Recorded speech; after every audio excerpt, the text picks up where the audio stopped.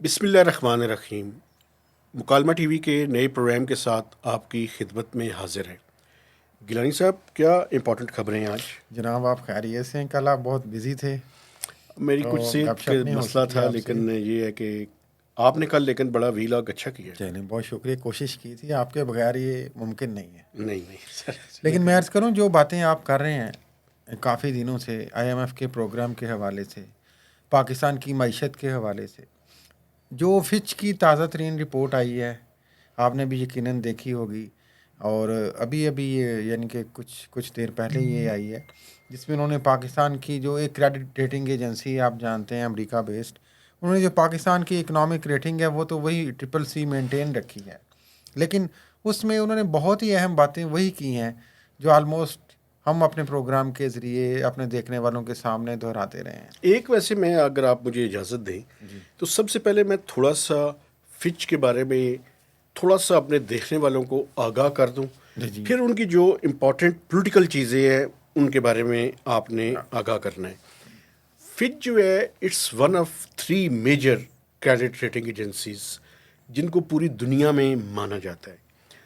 उसमें एक तो स्टैंडर्ड एंड पुअर है और एक मूडी है, और तीसरी जो है ये फिच है। फिच इनकी बड़ी सिग्निफिकेंट है। सिग्निफिकेंट इस हवाले से है कि आपको पता है कि पाकिस्तान ने इंटरनेशनल मार्केट में अपनी जो क्रेडिट को रेस करना है, मसलन बॉन्ड्स हमने इंटरनेशनली लॉन्च करने हैं, तो वो सारे के सारे लोग पाकिस्तान की क्रेडिट रेटिंग को देख रहे होते हैं। तो क्रेडिट रेटिंग जब इम्प्रूव होगी तो पाकिस्तान की वो जो डॉलर बॉन्ड के अंदर इंटर होने के चांसेस है, जो कि इस टाइम बिल्कुल नहीं है, वो रोशन हो जाएंगे, वो पैदा हो जाएंगे। इसलिए IMF के प्रोग्राम के बाद जो सबसे इम्पॉर्टेंट है वो ये जो 3 क्रेडिट रेटिंग एजेंसीज जिसका नाम मैंने आपको हाँ बताया है, इनकी रेटिंग्स को हाँ, करीब से देखना इनकी इम्पॉर्टेंट लिस्ट है। में बेहतर नंबर पे रहना जी, इम्पॉर्टेंट पाकिस्तान है। के ज़रूरी है। लेकिन मैं ये कह रहा था कि फिच ने कमोबेश वही बातें की हैं महताब साहब जो आप गुज़श्ता कई दिनों से कर रहे हैं। For example, ji sir. Fitch ने कहा है कि पाकिस्तान को फौरी तौर पे जो ही नई गवर्नमेंट आती है IMF के नए प्रोग्राम में जाना पड़ेगा।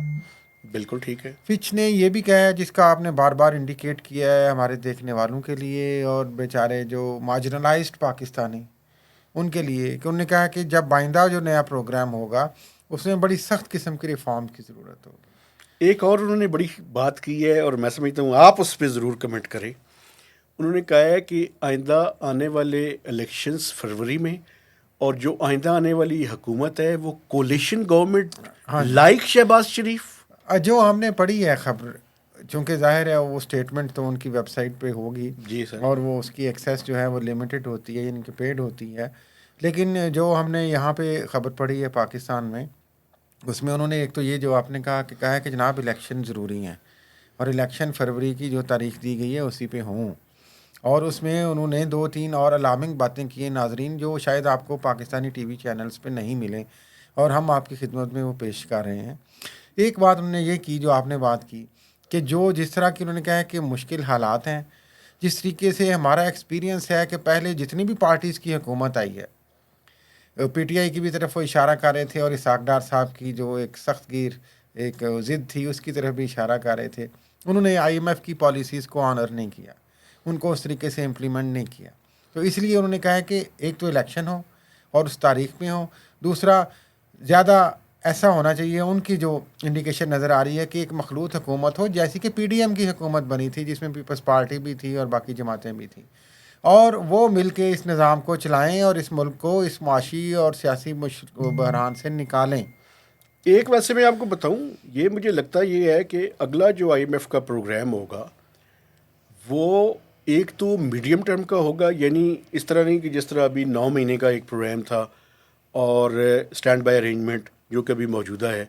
जो अगला प्रोग्राम होगा वो कम से कम 3 से 4 साल के अरसे वो पे पूरे मुहित होगा। गवर्नमेंट के टेन्योर का ही आलमोस्ट होगा ना। 36 माह का हाँ वैसे जी, एक्सटेंडेड होगा। फंड लेकिन फैसिलिटी मैं होती है। यहाँ पे आगे उसी बात को थोड़ा सा बढ़ाना चाह रहा हूँ मेहताब साहब, उसमें जो 2-3 और अहम बातें की हैं जिसको हम खोल के हम कहते हैं कि जिस तरह IMF पाकिस्तान में आपको पता है एक तरीके से बदनाम भी है सियासी तौर पे, تو اس بدنامی کو انہوں نے اپنے سر مول بھی لیا اس طریقے سے، کیونکہ یہ بہت حد تک واضح ہو گیا ہے کہ جو انٹرنیشنل پلیئرس ہیں، جو آئی ایم ایف ہے اور جو امریکہ بہادر ہے جس کی وہاں پہ آئی ایم ایف پروگرام آپ کو ملا ہے، اس کا تو شکریہ بھی ادا کیا گیا ہے فارملی، انہوں نے اکنامک اور پالیٹکس کو لنک کیا ہے. انہوں نے کہا جی کہ الیکشن بھی ساتھ ساتھ ضروری ہے. انہوں نے جکڑا ہوا ہے پاکستان کی جو ملٹری اسٹیبلشمنٹ ہے اس وقت ایک طرح سے اکنامک سچویشن کو اس طرح سے بنا کے کہ جناب آپ الیکشن بھی لازمی کروائیں گے.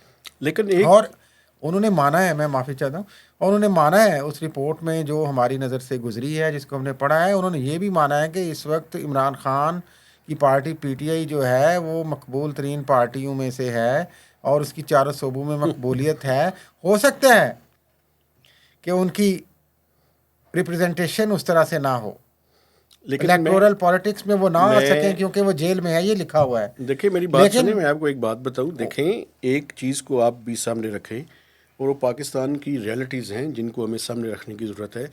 آپ نے بالکل ٹھیک کہا ہے کہ انہوں نے اس بات کا ذکر کیا ہے کہ فروری کے اندر الیکشنز ہونے چاہیے، لیکن آپ دوسری طرف یہ بھی ذہن میں رکھیں کہ پاکستان کے اندر سے ہی یہ آوازیں آنی شروع ہو گئی ہیں کہ اگر چند دنوں کے لیے یا 15 دن کے لیے یا 1 مہینے کے لیے الیکشنز کو اگر موسمی حالات کی وجہ سے ہاں جی ڈیلے کر دیا جائے تو کوئی ایسی بات نہیں ہے. اور لیکن میں ایک چیز کا اور حوالہ دینا چاہتا ہوں.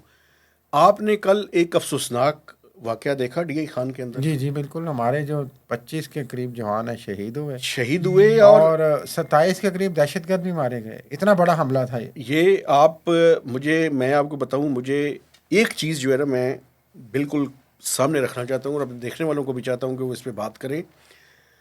آپ کو پتہ ہے میں نے کچھ ویڈیوز دیکھی ہیں سر، ان ویڈیوز میں اس حملے کی سوشل سوشل میڈیا پہ آ رہی ہیں. اس میں ایک جو ویڈیو میں نے دیکھی ہے سر، اب مجھے نہیں پتا کہ وہ اتھینٹک ہے یا نہیں ہے، لیکن وہ ان لوگوں نے جنہوں نے حملہ کیا ہے انہوں نے ریلیز کی ہے. تحریک جہاد پاکستان کے نام سے ایک تنظیم ہے جو پاکستان کا فارن آفس کل کہہ چکا ہوا ہے کہ یہ ایک ذیلی ادارہ یا ایک انہی کے نام بدل کے گروپ ہے تحریک طالبان پاکستان کا، اور انہوں نے افغانستان کی حکومت سے اس پہ احتجاج بھی کیا ہے. اس میں جو امپورٹنٹ چیز میں آپ کو بتانا چاہتا ہوں، ان کے پاس امریکن گوگلز تھے جس وجہ سے فوجی جو پاکستان کی آرمی کے عظیم نوجوان ہیں جنہوں نے قربانی دی ہے، ان کو گولیاں لگ رہی ہیں لیکن یہ نہیں پتہ چل رہا کہ فائر کہاں سے ہو رہا ہے. بٹ یہ وہی اسلحہ ہے جو وہاں پہ چھوڑ گئے تھے یا ان لوگوں کے ہاتھ میں آیا تھا، یہ تو پاکستان بھی کہہ چکا میں آپ کو ایک بات بتاؤں، مجھے یہ کہنے دیں کہ اس کی تحقیقات نہیں ہونی چاہیے کہ وہ اسلحہ کس طرح سے ان دہشت گردوں کے ہاتھ لگا.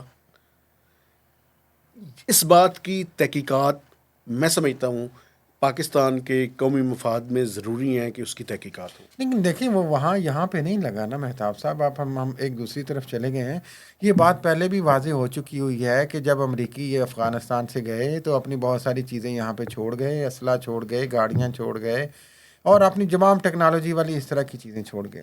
وہ ظاہر ہے افغان طالبان پاور میں آئے، ان کے ہاتھ لگی، کچھ حصہ ٹی ٹی پی کے ہاتھ بھی لگا ہوگا.